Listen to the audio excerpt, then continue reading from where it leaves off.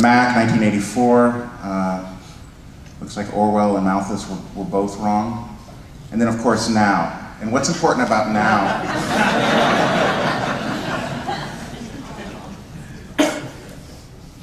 Xerox had all this interactive DNA. They had the technology figured out, it was human-centric, they knew how to deliver it. They had these machines wired together, 1,000 machines. I mean, it's like 1973, pre-internet, worldwide intertubes, all of it. They had that sorted, but they didn't know how to bring it to market. And they really ultimately didn't figure out how to keep that DNA within their brand. Whereas Apple, beg, borrow, steal, however you want to call it, really figured that out early on, and they're hanging on to it. Now, there are lots of things wrong with Apple. I'm not saying that they're the greatest company out there, but I am saying that they're a great example of how to bring interactivity not just into your products, but into the way that you reach out to the world, and ultimately that makes them more successful. Xerox today, known for broken copiers. Apple today, known for human-centric innovation. It's a pretty powerful story. So jumping back into the main line, technology, we need to remember, is a means to an end. It isn't something that is important by itself. We've heard this with different generations of the web. Every time a new, we talked about the mouse earlier, capacitive touchscreens. What kind of experiences do they enable? Your brand isn't really about your logo in the upper left-hand corner or the color palette you chose or even the typeface. It really today comes down to how you're interacting. And that could be on a human level. Does your CEO Twitter or shake hands with people when he sees them? It could be your website. Do you drop everyone's credit card information on the floor on an HTTP round trip because you're not being thoughtful about e-commerce checkout? And it could be just in the way that you market yourselves authentically or not. British Petroleum is all about green until they dumped several millions of oil up in Alaska. So you've got to be authentic. The technology, that's just a part of getting there. It's not the whole story. Today, users have a bigger expectation when they do engage with it. Some of you old heads in the room will remember this Linux command. Yeah, sorry. The web today isn't just about pushing out text and pictures. People expect a dialogue. They expect to be involved. When they look at the web or even your brand online, they have an expectation to become a constituent in that brand. So if it's Nike, you get to design your own sneaker. If it's PayPal, you get to complain a lot. If it's, well, you name it. We're going to look at social networks in just a minute and how important those are. First, a word about web evolution.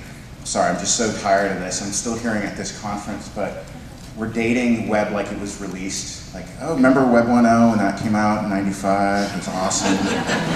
Yeah, no, I was really early adopter on 1.1. And then it was a couple of years ago we started hearing about Web 2.0. The big difference here is that Web 2.0 is about eliciting that dialogue. It's about Schmod 777. It's about people who can talk back, who can participate. And in fact, that can be very valuable to brands and companies.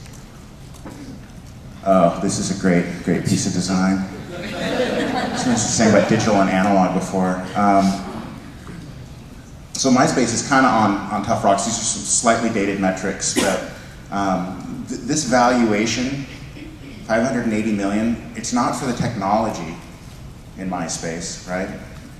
It's for the interactions that are enabled by MySpace. So all of these people talking back and forth, sharing their music, sharing themselves, creating their own individual brands, that interactivity is in fact how this social network was ultimately valued. Now, News Corp's still trying to figure out how to reach out to these people in these psychographic slices in a way where they can build ad revenue, but in the short term, all the money is just about all the people. It's about the community that was created. YouTube, yeah, that says cheerleaders gone wild. The quality of content we can talk about on YouTube, but again, what's interesting is huge valuations, huge dollars, and it's all about the suspicion that we're going to be able to target these people effectively while they interact with each other all day long. If anyone here has wasted away a morning drinking coffee and reading YouTube comments, you know what I mean. Yeah, if I'm not misanthropic enough already. Facebook, oh, this is the old look. Any Facebookers in here? Awesome. The new Friendster. I don't wonder what the new well, we'll talk about that in a second. Again, huge numbers. 150 million is short. It's actually well over 220 right now. and growing very quickly. In fact, globally, it's growing quickly. We're going to talk more about Facebook in just a second and how they've handled their brand interactively over the last year. But the big takeaway here is that these people have thought about facilitating interaction as part of their valuation. So it's not just their brand or a messaging platform, but in fact, it's their offering. So a lot of people still see this step function between Web 1 and Web 2. In fact, we know that it kind of doesn't work that way. We know that going back to the evolution of human tools, we're not just still using a stick on a termite mound. We build our tools over time. We don't necessarily need to mark the time.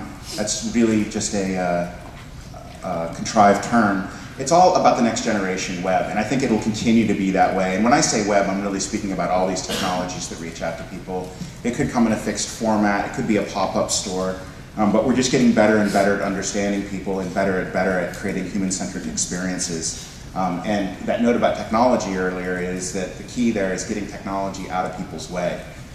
That technology for its own sake is actually a bad thing, just created for nerds like myself. That said, yeah, that's a transistor, 1958. Probably a little bit bigger than a thumbnail. Does anyone know where I'm going with this? Moore's Law? So Moore suggested that we would be able to double the number of transistors in a given area about every 18 months. 2 years, 18 months. We've beat that consecutively. We're coming up to some quantum physics issues now, but still, 2009, 758 million transistors in the same space. We used to be able to have one. That is important. Why? It's important that because every piece of technology that we use is not just getting smaller, but it's getting more powerful. And so that iPhone today is much more powerful than that Apple One that we looked at earlier. In fact, an iPhone has got more processing power than the personal PlayStation and a lot of other devices, a $100 laptop, you name it. So this applies for not just the technology itself and the transistors themselves, but what they enable in terms of tools. So we're no longer creating web pages in Notepad, but we're creating them today with much more powerful tools. We have more memory, we have faster speeds, and we need to get hip to the fact that these physical problems are going to continue to be solved, and how are we going to use these tools to hopefully not pull the wool over people's eyes, but keep in mind that they're part of our brands now, that they're engaged with us, and how are we going to create tools that are more authentic and, again, more human-centric. Here are some of those early examples. I think that's Notepad, circa 90s. That is Director. Does anyone remember Director? Lingo, timeline-based. Today we have something cooler called ActionScript, but it was pretty hip for its day. Front page, Microsoft bought that. ASP, look at how sophisticated these tools are getting, and also look how much more kind of WYSIWYG they're becoming. Again, shades of XEROX in the 70s. I'm really glad we got back there. Dreamweaver, and then of course a Creative Suite. So tools that are much more sophisticated than ever. There are good and bad things about this, the sort of democratization of tool sets. Anyone out there can hang out a shingle and become a web designer. Again, my invitation is that we use these tools to a higher purpose than what we once did. And big brands, a lot of whom I work with, will tell you that their higher purpose is making more money, but along the way, if we could be more successful and, again, engaging people in a real way, then I think everybody potentially